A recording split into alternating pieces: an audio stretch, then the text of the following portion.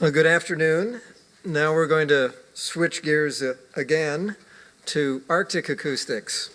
And the Arctic, I think, is a place in which acoustics has a very special role to play because it's so difficult to access the ocean under the ice. And even as the Arctic changes, it's still going to be ice covered in the wintertime. So I think this is a particularly timely topic. I will warn the speakers, as Bob Spindell did, that I will come get them after 30 minutes. And with that, we'll start with Peter Mikhalevsky.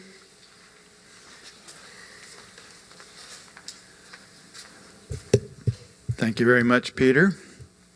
And I first want to say it's my extreme pleasure to be here, and as others have said, for me it's an honor to be invited to this wonderful celebration for Walter, and I'm so glad to be here.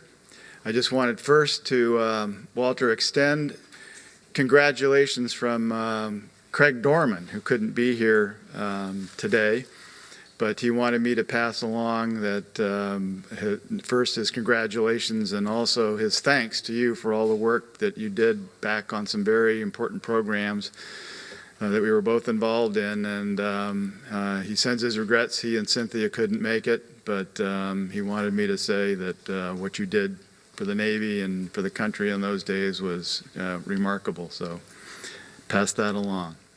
I'll say a little bit about my background.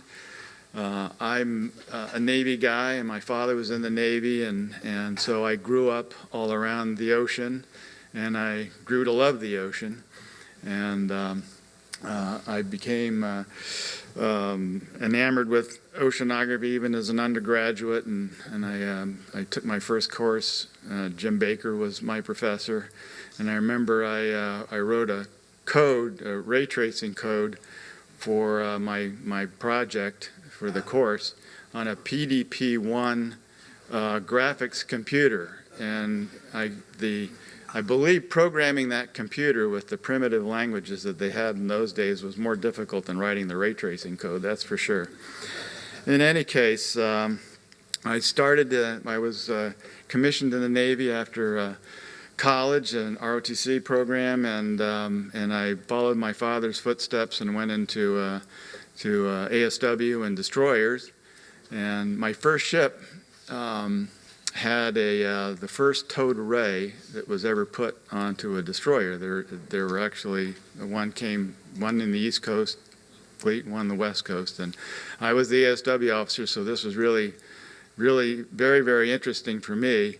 I learned spectral analysis by reading the owner's manual of the BQR-20, which is what we had to listen to analyze the signals from the array, and I learned beamforming from the EDO engineers who had built the array. This was a seismic streamer that they had modified to put on the back of the variable depth sonar that we had on the ship so we could lower the array down and listen to things.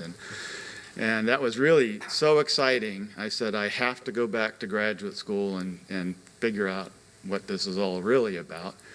So I applied to MIT, and they actually let me in, which was nice. I worked for Ira Dyer, who was my thesis advisor, and Art Bagger was on my committee. And so I got my degree in 1979, and the subject of my thesis was statistics of long-range propagation in the ocean. So when the 76 paper came out, I think it was my second year of graduate school that Walter and Flatte had written, I got it and tried to understand it, and then the book came out in 1979. That's kind of where I start my brief. So let me go to the next. So what I'm going to talk about is acoustic thermometry in the Arctic Ocean, and I'll begin with an experiment that we did in 1980 on the ice. And what happened after that, it led to me to first meet Walter. I'll also discuss an experiment that we did in 1994 and then repeated again in 1999 and 98, the Arctic climate observations using underwater sound. Akous is actually a Greek word which means listen. And so that's where that name came from. I will also talk about the submarine ice exercises that took place between 1995, and that's the data that we analyzed, 1995 to 2000. Actually, the first cruise took place in 1993. That was a sort of a test cruise. And the Navy was allowing scientists to come on board submarines in the Arctic and to do a whole series of experiments, from bottom bathymetry with multi-beam sonar, acoustics, water, and I believe that those series of experiments probably increased our stock of Arctic data by at least 2 orders of magnitude over what we had up until that time. And I think the Arctic still is terribly undersampled and even today. And then I'll get into future possibilities.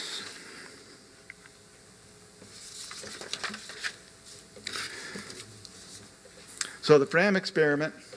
Oops! I went too fast. What happened?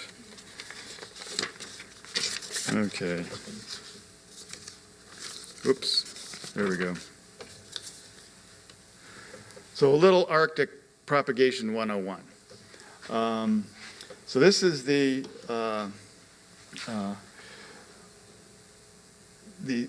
typical stratification of the Arctic Ocean. There are 3 major water masses. It's highly vertically stratified with a water mass at the top called the polar water, which is very low salinity, which is right here, and low temperature, sometimes called the cold halocline layer. And then you have this what's called Arctic intermediate water or Atlantic layer or Atlantic intermediate water, because that is the source of this water in the Arctic Ocean, from about a couple hundred meters down to actually 700 to 800. It gets deeper in the, this is a profile from the eastern Arctic. It gets deeper in the western Arctic. And then the deep polar water. So the Picnic line is in this region right in here, and this is the temperature, and this is the sound speed profile. It's a upward refracting sound speed profile with a lot of trapping in this upper duct.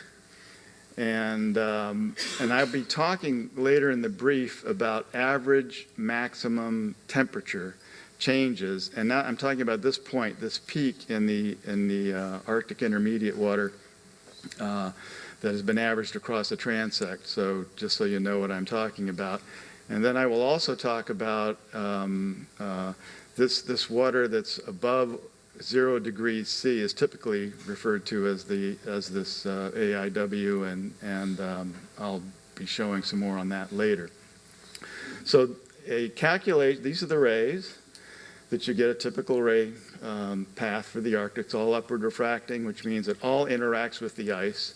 And the ice in this time frame in 1980s was pretty thick, lots of pressure ridges, and you had a lot of scattering loss from the ice. Peter Wadhams in the next talk will give you a lot more information about ice thickness and what's happening to it today. For 20 hertz, these are the mode shapes. So this is mode 1, and you can see that it kind of lives in this upper layer. So the travel time of this particular mode is going to be the slowest. Mode 2 has its peak right in the middle of the Atlantic layer, and it turns out that it samples this layer quite nicely all by itself, and then the higher order modes, mode 3 is affected by both these layers, and the higher order modes are sampling the deeper depths. So in contrast to Medes near the Azores, this is a highly, very, very simple propagation structure, and where you can And the one message I want to take away from this slide is the fact that if you pick your frequency right so that your modes can sample these water layers almost independently. And so we didn't know this I certainly didn't know this when we were doing the experiment in 1980, and we really didn't fully appreciate it until after we did the acoustic experiments. But just to show you what the propagation is like in the Arctic. So I think there's been a lot of discussion about the work that Walter and Stan Flatte and others did in trying to understand acoustic fluctuations. That certainly had an impact on me and what I was doing. And also in 1979, that's when Walter and Carl wrote the famous paper on ocean acoustic tomography. So that was all buzzing around in my postdoctoral head, and as I was thinking about things like the Arctic. And so in 1980, we took the first coherent source to the Arctic Ocean. This is a hydroacoustics source, and we were broadcasting low frequencies from 15 hertz up to 40 hertz. The path was 300 kilometers, and we transmitted broadband signals and CW signals. At the Fram 2 ice camp, Art Bagarer was there. This was a program that was supported by ONR, and Ira Dyer was the one who actually started this program with ONR, and this was the second experiment of, I believe, were there 4 Art experiments? Overall, I think, through Ira, probably 8. 8, okay. 8. Oh, counting the MISEX? Counting MISEX. Yeah, sure, yeah. But in the high Arctic, I think there were 3 or 4. But anyway, so we measured these signals, and in this plot right here, this is a half an hour of a 30 hertz tone. And while we were expecting that the propagation was going to be fairly stable, and this modal structure of the Arctic had been known since the 60s, and although all the work up until this experiment, Tristan by the way was the name of the ice camp where we had the source, and I was at the Naval Undersea Systems Center at that time, and Fred DiNapoli was the one who brought that source up there, and I was working with him on that.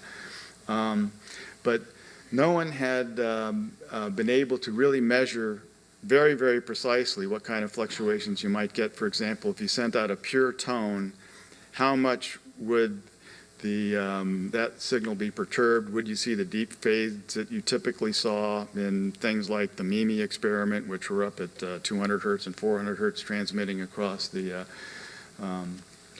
the Bahamas to Bermuda?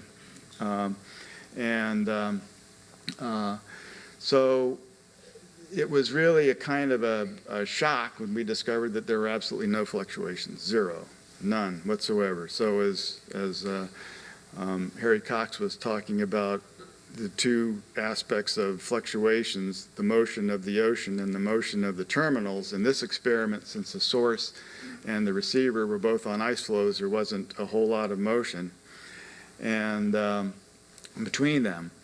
But the Arctic Ocean was not causing any kind of fluctuations. We knew that the internal waves and mesoscale eddies in the Arctic were about an order of a magnitude less than in the temperate oceans, and this was due to the permanent ice cover that was on the Arctic at the year-round pretty much. But still, it was quite a remarkable result. And so I modeled this as a constant signal, and with whatever the in-band noise was. The integration times we could use were quite long. This one was 8 millihertz bandwidth, and we processed up to 70 minutes of coherent integration. The phase for this particular 30 hertz signal is shown here. It's kind of a blown up scale. these are in hundredths of a cycle, and the variance here was our standard deviation is about 100th of a cycle. So the Jasons were very interested in fluctuations, and when they heard about these results from the Arctic, I got invited to come give a talk here in San Diego, and that particular meeting was held at the Bishop School, and that's where I first met Walter, and we've been doing all sorts of projects and things together since then, and it's been an absolutely amazing experience.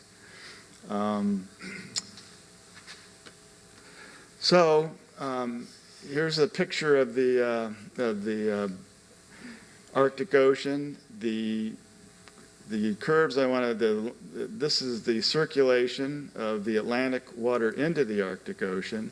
And I just want to point out that it comes in through the Fram Strait, and you have these topographically guided return currents. And then ultimately it cycles back out via the East Greenland current. And so the sections, the acoustic sections that we established, the first one was the TAP experiment, and that was a source that was deployed on the ice, drifting on the ice just north of Svalbard. And we had an array in the Lincoln Sea. And then we transmitted signals to the SEME ice camp, Sea Ice Mechanics Initiative ice camp, that was a ONR program. Once again, Art Bagger and his team were there putting in a very large multidimensional array that we used to process the data.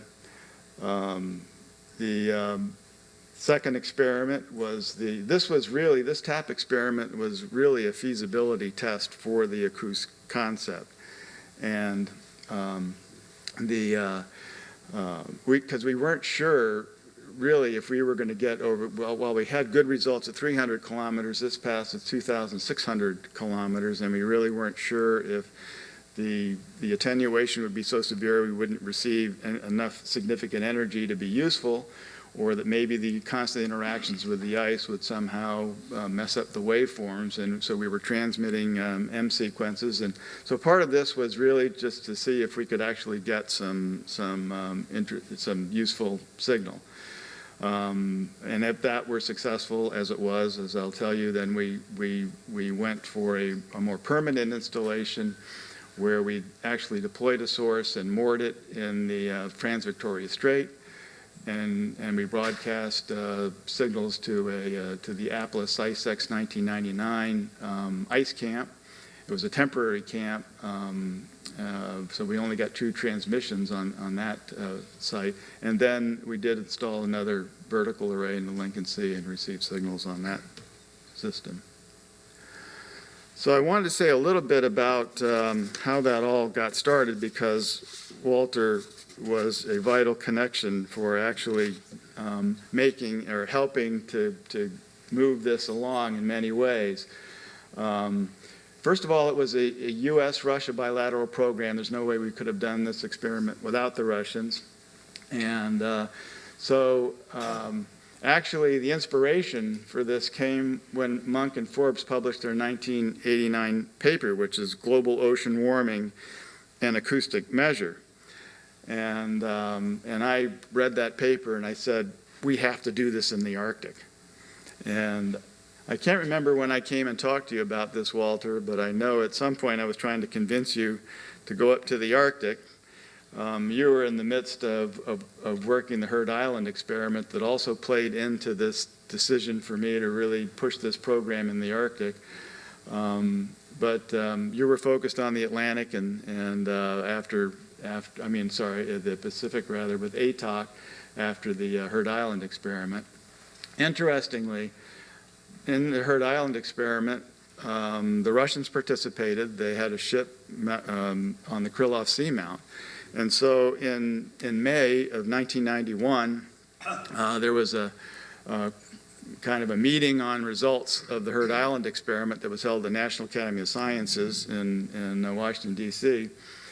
And I was there, and that's when I met Nikolai Dubrovsky, who was the head of the Acoustics Institute in Moscow, and also Sasha Gavrilov, who was one of the research scientists at the Acoustics Institute, with whom I collaborated over the next 10 years on a lot of this work. And he, as I learned then, was one of the Russians' preeminent Arctic oceanographers and signal processors, and also experimentalists who'd gone up to the ice many, many times. And so I was invited to come to Moscow at that meeting. I would say that it's a few months later. I'm not sure that the Heard Island meeting had anything to do with it, but the Soviet Union collapsed. And so I was on a plane to Moscow, and I think in April or something, March or April of that year. And the purpose was to enlist the Russian support in this experiment. So I gave seminars at the Acoustics Institute. I gave seminars at the Shirshov Institute, where I met Braikovsky for the first time. And I would say that Leonid Braikovsky is the Walter Munk of Russia. Not only was he a brilliant scientist, and very politically astute to have to survive in that country at that time, but he was a warm and very approachable person, and a wonderful person, just like Walter. I could see how they got along well, I know, when Walter visited Russia and met with him. And so I'll say one little story. I had brought my book, Waves and Layered Media, for him to autograph. He was stunned. He said, "You brought that all the way over here just for me to sign?" So he said, "Sure." But so that really was the beginning. I also went to Nizhny Novgorod to brief Gaponov-Grekov, who was probably the the guy who had the real control over what you could do with acoustics in Russia. And this, we were working all this. It then became part of what was called the Gore-Chernomyrdin efforts. This was one of the programs. I also want to point out that Tom Curtin at ONR and Ralph Alewine at DARPA were big supporters of the program and really helped us through all of this. So I'll give you the bottom line on what happened during the TAP feasibility experiment in 1994, is that we did observe this very strong coupling between the Mode 2 travels and the Atlantic intermediate water. And we measured a 0.4 degrees C in that range average section from the 1980s, which was part of the Environmental Working Group U.S.-Russian database. And then in the acoustic experiment, we measured signals in the Lincoln Sea. I'll show a little of that. But we also got 2 measurements all the way across the Arctic Ocean at the I+ secant, and measured another 5 degrees C increase since 1994. So this is a picture of TAP. That's the source. It was a very large source, 1 ton in air and 1.4 meters in diameter. Had a Q of about 8, and it was a 19.6 hertz at 195 dB or 251 watts. And we got exactly the same results in terms of the statistics, the stability of the phase, in terms of the Ricean densities for the amplitudes that we got for the signal at 300 kilometers, which was pretty remarkable over the entire Arctic Ocean. It stayed the same. We got absolutely textbook theoretical beamforming gains and textbook theoretical pulse compression gains. It was quite amazing. So this is the arrival structure that we saw. This is just one of the examples. And what you see is the model from the EWG database and gave us a mode 2 arrival that was 2 seconds slower than what we actually measured in 1994. And I'll just say that when I was first thinking about this experiment in the Arctic, And I was thinking sort of the same way that that Walter and Andrew Forbes were, that we were probably going to have to monitor for quite a long time to be able to see, you know, a real climate-like signal. And at the time, though, Manabe and Stufer. Manabe was a GCM modeler at Princeton. He had published some papers right around that time, 1990-91, saying that his models were telling him that the Arctic Ocean would be seeing more rapid warming at a higher rate than any other part of the globe. I tried to use that to get Walter to agree to go to the Arctic, but someone had a quote about modelers and data. So he said, Peter, you have the Arctic, I'm going to the Pacific. And and really the first time we saw that, you know, we thought it was a mistake. We checked our code, we double checked, that was just huge. I mean, it just wasn't, we just didn't anticipate anything like that. And apparently there were earlier measurements. Eddie Carmack had made some measurements the year before in the Makarov Basin. The CISEX 1993 that Jamie Morrison and others were on, that data hadn't been published yet, but they had seen, you know, this warming too. But it was like nobody was believing there. Everybody, of course, the submarine CTDs were, I guess, you know, the people were worried about how accurate there were calibrations and things like that. So I remember I went to there was an icebreaker cruise that happened in the fall of '94, and Jim Swift was doing the CTDs and everything, and so I heard about that, and I went to him and I said, can you give me the CTD data so I can see if this matches what we actually saw with these signals? And he was a little bit leery about giving me the CTD data. So then I had a brilliant idea. How about I give you a formula for computing the sound speed and just give me the sound speed? He did that. And sure enough, that helped, you know, that was certainly in better agreement than the old EWG data. So, and this just shows the ice camp at Simi. It was a very large horizontal array. It had a vertical aperture with it. There were a total of 32 elements in the horizontal array and 32 elements in the vertical array. And so this is a plot of the hydrophones on the vertical array. And this is mode 2, mode 3, and you can see that as they go to 0 and come back again, it's the exact 0 crossings of the mode shapes. And so indisputable evidence of the mode identification. And this is now the Acoustics experiment in 1998. This was the source that was built. It was designed for a year. It lasted 14 months. I mean, 2 years. It lasted 14 months. And that one was 5 tons in air, 2.6 meters in diameter. It was a 20.5 hertz center frequency, a Q of 8, and 195 dB source level.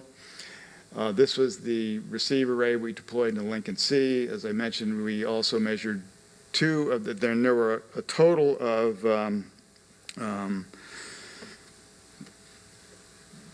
this is a time series now from the Lincoln Sea, and we had a total of 107 transmissions from October 1988 till December 1999. And I think I'm running a little behind, so I'll move forward. So this is the measured filtered mode arrivals. This is mode 1. Mode 2 and 3 are arriving around about the same time here in higher order modes. This was a 1,250 kilometer path, and there was also little shoaling into the Lincoln Sea, which caused a little bit of mode coupling. So we were using the inter-arrival time between the modes in order to do a little inversion on the what was happening along this path. As you'll recall from the picture that I showed of the Arctic, the Acoustic path was in the Franz Victoria Strait. So the water that comes up from the Fram Strait and curls around the north part of Svalbard, there are 2 branches there, and the one that goes around Svalbard, we picked up that branch on the Acoustic signal. And so it was about an 8-second difference between the mode 2 or 3 travel times and mode 1. In the the first almost 10, 12 months of the signal, and then all of a sudden there's this rapid decrease in time of just to 1.5 seconds, which ended up corresponding to about 0.3 degrees C rise in this maximum temperature, and also a shoaling of this Atlantic layer, which sped up mode 2. I mean, it's mode 1, which was propagating in this region, and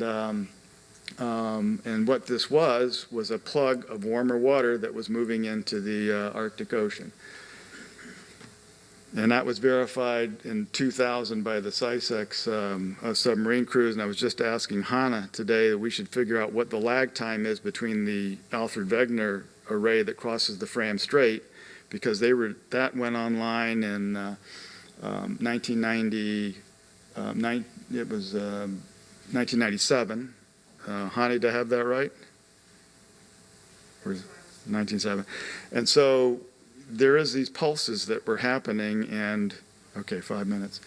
And so we want to compare that and see if we can identify which pulse that was that we were seeing in December of 1999. So this is the submarine tracks that were done in 1995, 98, 99, and 2000, and this is again the Acoustic track, and this is the tap signal. And so these are the CTD sections. Now I'm going to shift gears a little bit. I was talking about the acoustic data. Now I'm talking about using the CTDs that were taken to model the acoustic arrival structure.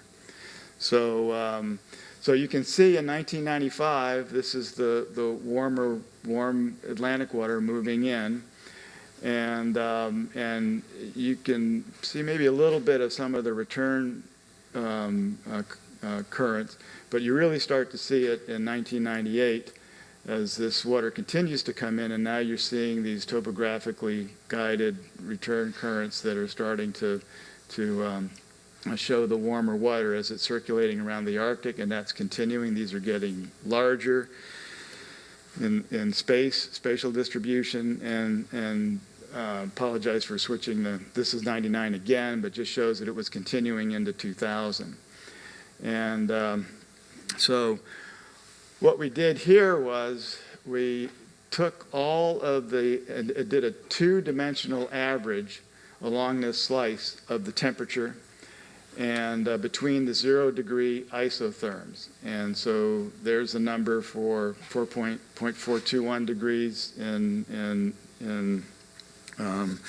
95 and 0.478 in 1998, and each one of these represents is about 4,000 points from the CTDs that were taken, and 0.488. And then, so we plotted that against the travel time, the measured travel time from those sections, and we also did the calculation for the year 2000. And the way this chart goes is this is mode 2, this is mode 3. You can see mode 2 is more sensitive to what's happening in the Atlantic layer. So this is the average temperature here, and then this is the travel time, and it's linear, which kind of surprised me. So did it mean that somehow this warming process was some sort of a uniform type of process? So we computed integral heat content. And then we took the difference over the 5 years from 95 to 2000, and that led to a number of 2.8 watts per meter squared of heat flux averaged over that entire section. It was actually closer to 6 watts per meter over some of those hot spots in where the return signal was going. But at this particular point in time, I know there's a lot of controversy back then about whether any of this warmer Atlantic water was actually getting to the ice and melting it. And the conclusion is that no, it wasn't. this is getting to the right level. It was estimated that it would take 4 watts per meter squared to have shown the melting that had occurred in the ice up to this 2000 time frame. But the Atlantic layer wasn't playing a role at that particular time. But however, with all that warming that was coming in, it certainly was weakening the cold halocline layer. And there's an interesting article in the April edition of Science magazine by Polyakov. And in fact, he shows that for the first time in the last few years, in the eastern part of the Arctic, in the Eurasian basin, the cold halocline layer is going away, and now the Atlantic water is ventilating and melting ice, and he's predicting that you're going to see even more rapid, and I'm being told I'll be the first one they actually had to come after. So here's the last slide. And I just will say that the acoustic travel times are certainly, the modal travel times are a good proxy for the average temperature and heat content. But the Arctic is changing, and we need to understand it. Ice thickness is significantly reduced. Pressure ridges are gone, and you'll hear a lot more about that from Peter Wadhams in the next talk. But propagation loss is definitely going down due to scattering. It's getting less, and so it means that we won't need these very large, expensive, low-frequency sources, high-power sources. We can probably use higher frequency sources, which is something we really need to look at. And then ambient noise, as was mentioned earlier, it's changing. There's reduced ice noise, different characteristics. We're not really sure exactly, what's going to be manifested there. And of course, the anthropogenic noise, shipping and oil, gas, will start to go up. But right now, it's still quiet. And with more open water, you're going to have more increased wind and solar forcing. It's obviously going to impact stratification and stability of the acoustic channel, and we're going to have more fluctuations. Features like the Beaufort lens, which is a Bering Sea Pacific water feature in the Arctic Ocean. And also, we're going to be seeing the spin up of internal waves and eddies and all these features. So if there was any time to be in the Arctic monitoring, now's the time. I mean, earlier talks we've had with John Mccluskey talking about some of what needs to be learned about internal waves, how they get generated, how they dissipate. I mean, we're going to see an ocean that's going to be making internal waves and making, eddies for the first time. And we are going to see changes in the ambient noise. These temperatures are probably going to attract different kinds of species to the Arctic. And so we're going to need monitoring here to understand what's happening so we can connect the physical oceanography with the biological oceanography. This is nice. Really like this. Congratulations, Peter, for getting up there and making some nice measurements, and hopefully we'll have some nice data to look at here in next month, right? And this is just a plug for the next 2 talks, and so you'll hear that, and I guess 5 minutes over. Sorry. But, there is one more slide. There's the real ice. That's me at the top of this iceberg. It's about, 30, 40 feet high. That's my colleague, Greg Duckworth. And just remember that there's 9 times this under. This is multi-year ice that you don't see anymore. This isn't glacier ice or anything like that. This is multi-year sea ice in the Arctic Ocean. This was what happened at the ice camp that turned, on Fram 2, that turned our X-array, or L array, into an X-array. And when the open water opens up, the other people show up to get seal and do things like that, so we always had to be ready. That's Art Bagor right there, that's me, and that's Greg Duckworth. And finally, thank you, Walter.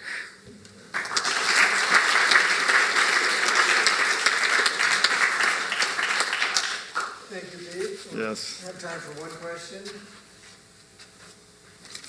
Maybe two comments. You see the water masses that we monitor, you see very nicely in satellite altimetry the weakening of the North Atlantic subpolar gyre since the mid-1990s, which implies an increased penetration of stuff in the Atlantic waters into the Arctic. And related to that, it may not have mattered for the sea ice, but it's Mm-hmm. certain output Mm-hmm. images, and that water masses get into the base of these emissions. Mm-hmm. Oh, yeah, right. That's exactly right.